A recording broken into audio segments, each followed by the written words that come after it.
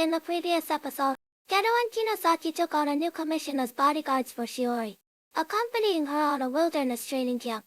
Speaking of training camps, the courage test is unavoidable. There's a local legend about sacrificing children to the mountain god, and the test destination is set at the shrine dedicated to him.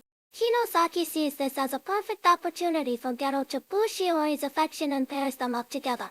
Throughout the walk, Shiori nervously clings to Geto's clothes and apologizes for dragging him into this dangerous job just to protect her.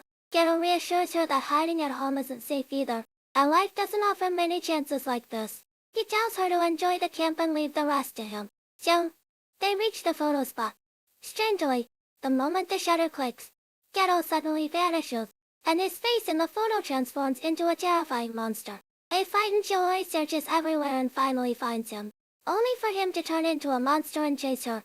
Shiori flees to the mountain shrine, where she encounters her deceased father. His face splits in half as he scolds her for failing his expectations, says she shouldn't be alive. Just as Shiori is bewitched and about to end her life, memories of the camp bring her to her senses. She rushes out of the shrine to escape, only to find a cliff behind it. At this critical moment, Geto arrives just in time to save her. The mastermind, Naruko, reveals himself, since Shiori's aunt can't inherit the company if there's suspicion of murder or an accident.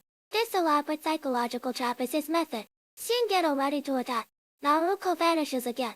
Geto decides to get Shiori out of there, but she's too terrified to move and has to cling to him as he carries her away.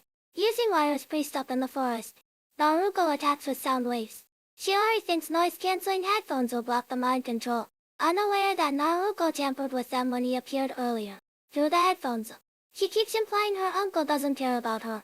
Geto quickly smashes a dummy created by Naruko and tells Shiori that before them, her uncle hired many other bodyguards and was scammed out of a lot of money.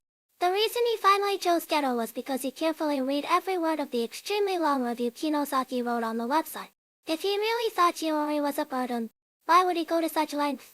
Geto's words bring Shiori back to her senses. To prevent her from being affected again, Geto temporarily knocks her out. He's figured out that Naruko's mind control works by amplifying people's inner weaknesses with words, and he won't let Naruko bully Shiori like this anymore. Geto soon reunites with Kinosaki and hands Shiori over to her care, before stepping back into Naruko's trap. He tries to deal with the annoying wires first, but the high-frequency vibrations make them immune to his corrosive agents. Naruko completes his preparations and summons a giant to attack, but it suddenly stops. Geto turned the tables by using drugs to accelerate tree growth, disrupting the wire arrangement and countering Naruko's technique.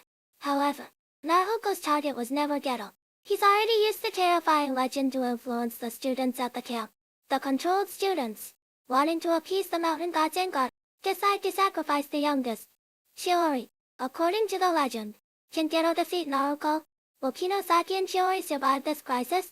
Follow my channel to be the first to know about the latest anime plot developments.